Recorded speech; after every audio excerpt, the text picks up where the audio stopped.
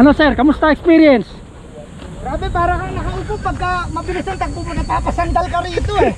Ano talaga eh, no? Hindi, siyempre, ano na yan eh, pang highway na talaga eh. Ang lakas ng torque niya, grabe, yung banking, wala, panis. Dahil sa lapad ng mga gulong. Yan, cruising, SYM 400. Talaga nga namang wala masasabi sa iyo. Tayo naman guys, pati-test ride nitong Cruising 400.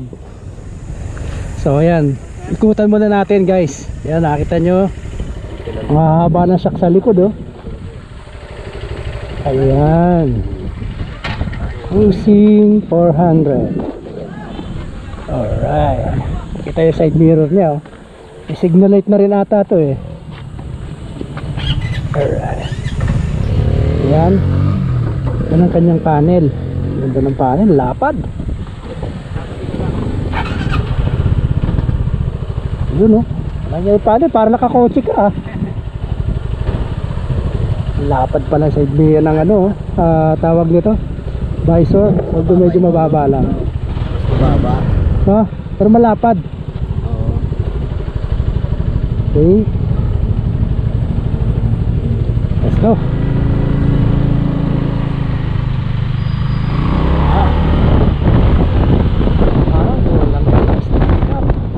Kinukuha na yung cone. Daanan muna natin.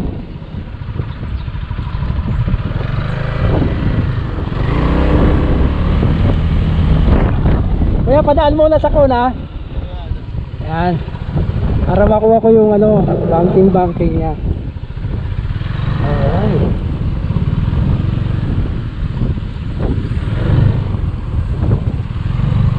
Okay.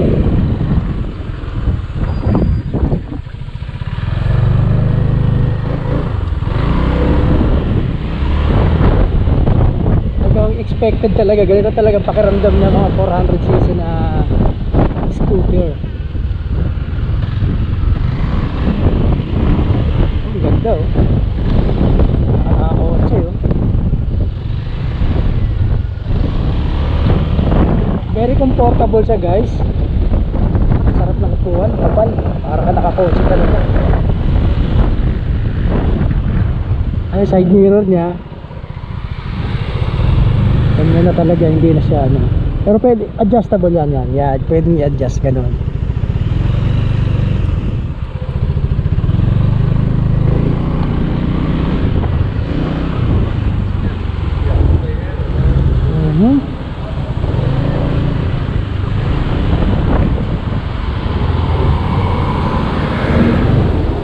Napakagaan kahit na malaki.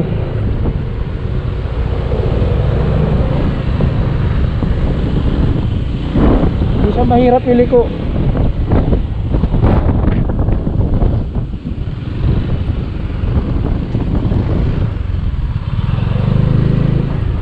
Ang daling maneuver eh.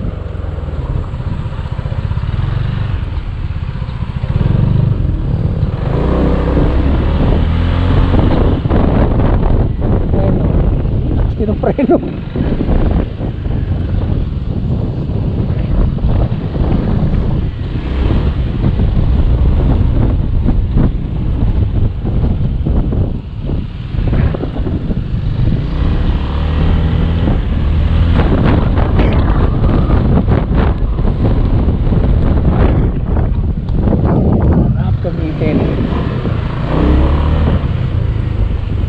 Hindi siya malakas mang vibration niya, tama-tama lang. Next!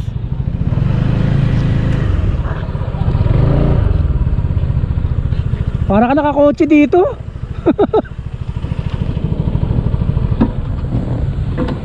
Grabe, sarap i-drive.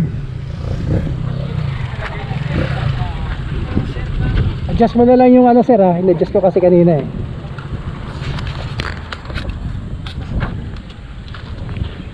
Cruising 400 guys.